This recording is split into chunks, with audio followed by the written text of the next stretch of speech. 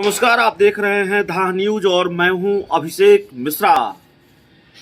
कभी सीधे भारतीय जनता पार्टी से भिड़ने वाले मुकेश सहनी, कभी उत्तर प्रदेश में यूपी में जाकर योगी आदित्यनाथ को, उत्तर प्रदेश के मुख्यमंत्री योगी आदित्यनाथ को चुनौती देने वाले मुकेश सहनी क्या राजनीतिक रूप से इस तरह से हाशिए पर चले गए हैं या राजनीति के दुर्दिन देख रहे हैं इस तरह से कि उनको बिना मांगे समर्थन देना पड़ रहा है।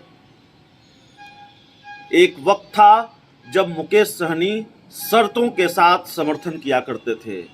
एक वक्त था जब मुकेश सहनी डंके की चोट पर डील किया करते थे और एक ये वक्त है जब मुकेश सहनी बिना मांगे समर्थन दे रहे हैं। ये कह देना पूरी तरह से ठीक नहीं होगा कि मुकेश सहनी की बहुत मजबूरी है। मुकेश सहनी इस हद तक मजबूर हैं, उनके पास विकल्प नहीं है, इसलिए उनको मजबूरी में समर्थन देना पड़ रहा है। इस पर चर्चा किस लिए, ये सारे सवाल किस लिए, ये बता देना पहले जरूरी है। मुकेश सहनी ने ऐलान किया है कि मोकामा और गोपालगंज, जिन दो सीटों पर विधानसभा का उपचुनाव हो रहा है, उन दोनों सीटों पर वो आरजेडी को समर्थन करेंगे, आरजेडी उम्मीदवार को समर्थन करेंगे। मोकामा में नीलम देवी को सपोर्ट करेंगे, आरजेडी के उम्मीदवार हैं, और गोपालगंज में मोहन गुप्ता को समर्थन करेंगे, आरजेडी के उम्मीदवार हैं। तो सवाल यह है कि बिना मांगे समर्थन देना मुकेश सहनी की क्या मजबूरी है या फिर वो बार बार इस समर्थन के सहारे महागठबंधन में एंट्री का रास्ता तलाश रहे हैं, महागठबंधन का दरवाजा खटखटा रहे हैं। सवाल यह भी है कि मुकेश सहनी अगर ये कह रहे हैं कि बीजेपी को हराना ही उनका मकसद है और बीजेपी को हराने के लिए मुकेश सहनी कुछ भी करते दिख रहे हैं, बिना मांगे आरजेडी को समर्थन भी दे रहे हैं, तो क्या इसका मतलब यह भी निकाला जाए कि मुकेश सहनी और भारतीय जनता पार्टी की दोस्ती का रंग इतना गाढ़ा हो चला है कि भारतीय जनता पार्टी और मुकेश सहनी की दोस्ती की सारी संभावनाएं खत्म हो गई है और देर सवेर अगर मुकेश सहनी को किसी गठबंधन में जाना है, मुकेश सहनी की कहीं एंट्री होनी है, तो वो महागठबंधन में ही होनी है।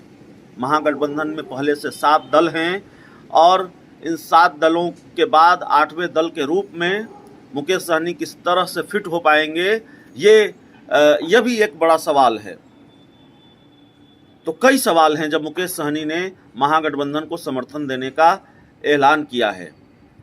सबसे बड़ा सवाल यह है जिसकी चर्चा हमने की कि क्या मुकेश सहनी और भारतीय जनता पार्टी के बीच अब कभी दोस्ती नहीं होगी और कम से कम 2024 और 2025 के लिए दोस्ती की संभावनाएं खत्म हो गई हैं। न 2024 के लोकसभा चुनाव में, न 2025 के विधानसभा चुनाव में मुकेश सहनी और भारतीय जनता पार्टी दोस्त होंगे, इसकी संभावना खत्म हो गई है।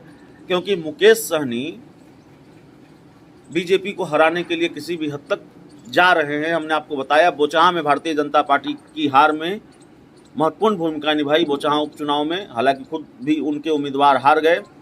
मोकामा और गोपालगंज में उम्मीदवार उतारने का ऐलान किया, उम्मीदवार नहीं उतारा, अब कह रहे हैं आरजेडी उम्मीदवार को सपोर्ट करेंगे और बीजेपी को हराएंगे। बीजेपी की हार में ही बिहार की जीत है। सवाल यह भी है कि मुकेश सहनी को इसका क्या इनाम महागठबंधन की तरफ से मिलेगा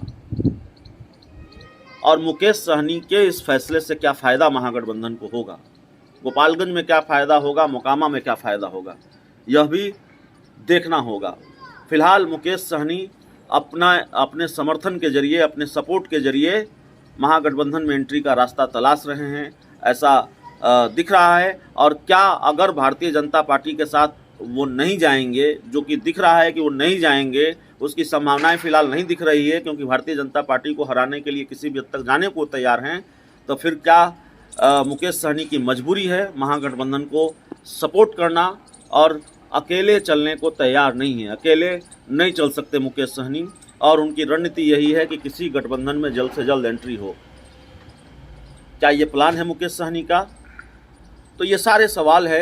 एक फैसला उन्होंने लिया है कि आरजेडी के उम्मीदवार का समर्थन करेंगे और भारतीय जनता पार्टी की हार में अपनी भूमिका निभाएंगे।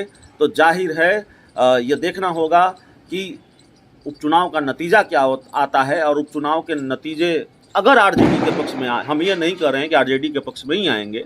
मुकेश सहनी अगर ये कह रहे हैं कि बीजेपी की हार में बिहार की जीत है और आरजेडी को वो बिना मांगे समर्थन कर रहे हैं, तो आरजेडी के पक्ष में अगर उपचुनाव का फैसला आया, जनता का फैसला आया, तो फिर आरजेडी की तरफ से, महागठबंधन की तरफ से एंट्री का पास मुकेश सहनी को मिलेगा या नहीं मिलेगा, ये भी देखना होगा।